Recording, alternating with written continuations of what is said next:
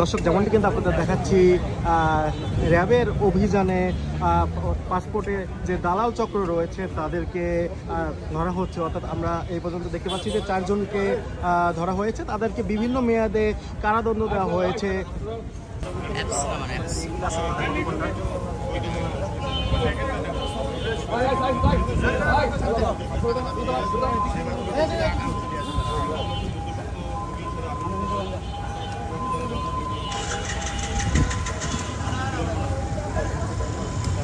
তাদের সামনে মধ্যস্বত্বভোগী হিসাবে আবির্ভূত হয়, তাদেরকে সেবা পাইয়ে দেওয়ার কথা বলে তাদেরকে সরকার নির্ধারিত যে টাকা আছে তার থেকে বেশি টাকা তারা দাবি করে। এর পাশাপাশি তারা তাদেরকে বিভিন্ন ধরনের ভোগান্তি তৈরি করে। অনেকের কাগজপত্র ঠিক থাকা সত্ত্বেও তাদেরকে বিভিন্ন ধরনের প্রবলেমের কথা বলে বা ভুলভ্রান্তির কথা বলে তাদের কাছ থেকে অতিরিক্ত টাকা অসৎ উপায় অবলম্বন করে আদায় করে। আমাদের বিজ্ঞ ম্যাজিস্ট্রেট তার বিবেচনা প্রসূতভাবে 4 জনকে বিভিন্ন মেয়াদে কারাদণ্ড প্রদান করে। এটা 10 থেকে 7 দিন মেয়াদ। আমি সিনিয়র সহকারী। দর্শক, যেমনটি দেখাচ্ছি পাসপোর্ট অফিসে 4 জনকে গ্রেপ্তার করে র্যাবের হেফাজতে রাখা হয়েছে এবং তাদেরকে বিভিন্ন মেয়াদে কারাদণ্ডের যে বিষয়টি সেটি কিন্তু দেওয়া হয়েছে। অর্থাৎ তাদের বিভিন্ন মেয়াদে কারাদণ্ড দেওয়া হয়েছে। এর আগেও র্যাবের পক্ষ থেকে পাসপোর্ট অফিসে অভিযান পরিচালনা করা হয়েছে এবং আজকে অভিযোগের প্রেক্ষিতে এই অভিযান পরিচালনা করা হচ্ছে এবং ইতিমধ্যে 4 জনকে গ্রেপ্তার করা হয়েছে। ইফেক্ট তো অবশ্যই পড়ছে। ইফেক্ট পড়ার কারণেই আজকে আপনি হচ্ছে কোনো দালাল ছাড়া নিজে নিজে পাসপোর্ট করতে পারতেছেন। আগে তো একটা টাইম ছিল যেই টাইমটাতে পাসপোর্ট করার জন্য অনেকের আপনার হচ্ছে শরণাপন্ন হইতে, তো এখন তো ওই জিনিসটা নাই। এখন আপনি নিজে নিজে করতে পারতেছেন। আর ইফেক্ট পড়ার কারণেই এখন মানুষ এই পাসপোর্ট অফিসের মধ্যে দালাল মুক্ত একটা আপনার ব্যাপার আসছে। এখন আপনি যান, এখন হচ্ছে কোনো দালালের কোনো ইয়ে নেই। তারপরে এরা যে কীভাবে কাজ করে জানি না। আমি আপনার 3-4 দিন আগে যখন আসছি তখন এদিক দিয়ে ঢোকার সময় হচ্ছে আমার 4-5 জন এসে ধরতে পারি কী লাগবে, কেমনি কী লাগবে দেন ভাই, নেই করি। আমার ইচ্ছা নেই তাদের দিয়ে কিছু করবো, তারপরেও তারা এসে আমাদের হচ্ছে হয়রানি করার জন্য যা করা লাগে তার। আচ্ছা, একজন সাধারণ মানুষ যদি পাসপোর্ট অফিসের ভিতরে যায়, তার ভিতরে কি কোনো ধরনের অবহেলার শিকার হয়? যে না না, ভিতরে এখন কোনো ধরনের অবহেলার শিকার হওয়ার চান্স নাই। আগে একটা টাইম ছিল যখন ওই আনসার যারা আছে তাদের টাকা পয়সা দিয়ে আপনি হচ্ছে সিরিয়াল আগে পিছিয়ে নেওয়ার যে বিষয়বস্তু ছিল, এখন আপনি আনসারদের টাকা দিলেও তারা নেবেন। হ্যাঁ, আমার একটু তারা ছিল। ওই দিন আমি হচ্ছে একজনকে বলছি যে ভাই আমার একটু সিরিয়ালটা একটু আগে দিয়ে দেন, বলছে ভাই চাকরি থাকবে। ঠিক আছে। আচ্ছা, এটা কি এই অভিযান পরিচালনার সময় না সব সময়? না, এটা সব সময় আমরা দেখছি। আমি তো পাসপোর্ট অফিসে এই নিয়ে আমার অনেকবার আসে, আমার নিজের পাসপোর্টের জন্য, ইভেন আমার ফ্রেন্ড, আমার ফ্যামিলি অনেকের জন্য আসা হয়েছে। তো সবসময় আমি দেখছি। রিসেন্ট টাইমে যখন আপনি যে আপনার দালাল থেকে আপনার দালাল এখানে ছিল না বা পুলিশ ভেরিফিকেশন বন্ধ করার পরে পাসপোর্ট অফিসে আর কোনো ঝামেলার সম্মুখীন হতে পারে না।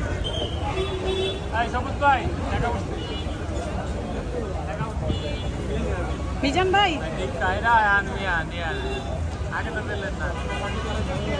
এই স্যার অল্প কিছুদিন।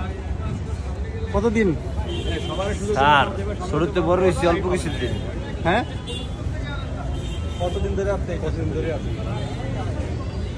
এই যে 1 বছর। দালালি 1 বছর। আজকে ধরা গেল 3 মাস ধরে। আজকে আসছি। হ্যাঁ, কি কারণে আইছেন বলেন তো?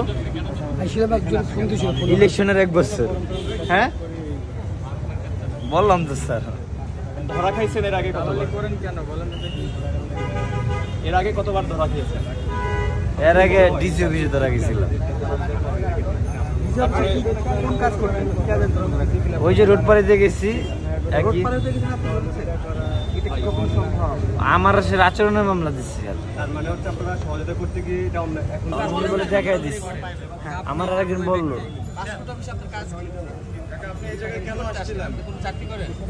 না চাকরি করবো। আগে করতাম 200-100 টাকা টাকা লেগে স্যার, বুঝেন না? ফর্ম ফিল আপ দোকানে দিলে ওনারা আমাদের 200 টাকা দেয়। ওরা রাহবকাল স্যার, ওরাই তো সব কাজ করে। ভাই একটু জানাবেন যে আপনাদের মাধ্যমে পাসপোর্ট করলে কি বিশেষ সুবিধা পাওয়া যায়?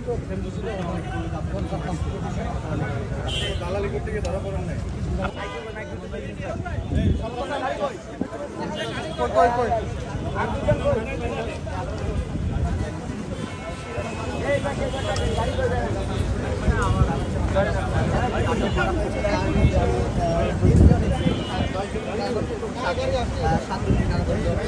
দেওয়া হয়েছে।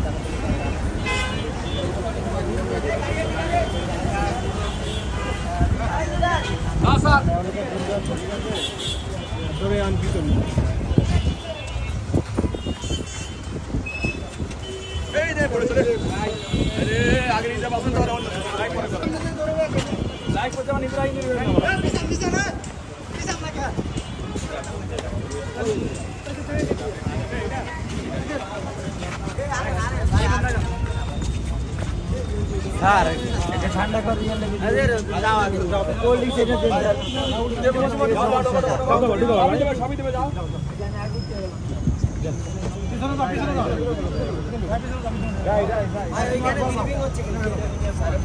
একটা সেবামুখী প্রতিষ্ঠান। এখানে যারা পাসপোর্ট করতে আসেন তাদের সেবাটাকে নির্বিঘ্ন করার জন্য আমরা প্রতিনিয়ত নজরদারি করি এবং সেবাগ্রহীদের সেবা রক্ষার্থে আমরা নিয়মিত অভিযান পরিচালনা করি।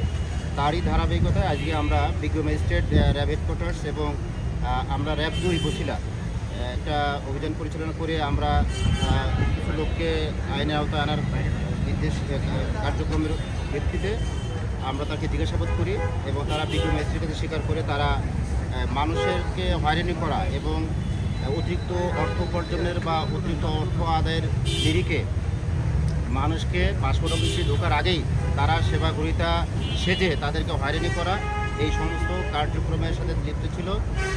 এই সংক্রান্তে কিছু লোকদেরকে সতর্ক করেছে বিজ্ঞ ম্যাজিস্ট্রেট, একই সাথে 4 জনকে বিভিন্ন মেয়াদে সাজা দিয়েছেন। আমরা এই কার্যক্রমটা যেভাবে মানুষের সেবাটাকে নির্বিঘ্ন করার জন্য নিয়মিত পরিচালনা করে আসছি, এটা ভবিষ্যতেই এই নির্বিঘ্নে এই কার্যক্রমটা পরিচালনা করব, এই জন্য যে সেবাগ্রহীতা যাতে কোনো মতেই সরকারি সেবা প্রতিষ্ঠানে সেবা গ্রহণ করতে এসে হয়রানির শিকার না হয়। যারা এই ধরনের কাজে আছেন তাদেরকে আমরা সতর্ক করছি, আপনারা সেবামুখী প্রতিষ্ঠানে কখনোই জনগণকে, সেবা প্রত্যাশীদেরকে খারাপ আচরণ করা, হয়রানি করা, অতিরিক্ত অর্থ আদায়ের জন্য মানুষকে ভিতরে ঢুকতে বাধা দেওয়া, এই ধরনের কার্যক্রমে লিপ্ত হবেন না। আমরা আশা করব যে জনসেবা প্রতিষ্ঠানগুলো এভাবে সেবামুখী প্রতিষ্ঠান হিসেবে কার্যক্রম করতে পারবে। ধন্যবাদ সবাইকে। আচ্ছা, হাসপাতালগুলো এবং তারা স্বীকার করার কারণে তাদেরকে 3 জনকে 10 দিন মেয়াদি সাজা দিয়েছেন, 1 জনকে 7 দিন মেয়াদি সাজা দিয়েছেন, আর কিছু যারা কম যুক্ত আছেন তাদেরকে সতর্ক করেছেন যাতে এই ধরনের অপরাধে আর সম্পৃক্ত না হন। হ্যাঁ, আমরা এই অভিযান পরিচালনা করে তাদেরকে হাতে নাতে ধরেছি এবং তারা বিজ্ঞ ম্যাজিস্ট্রেটের কাছে সরাসরি তারা স্বীকার করেছে।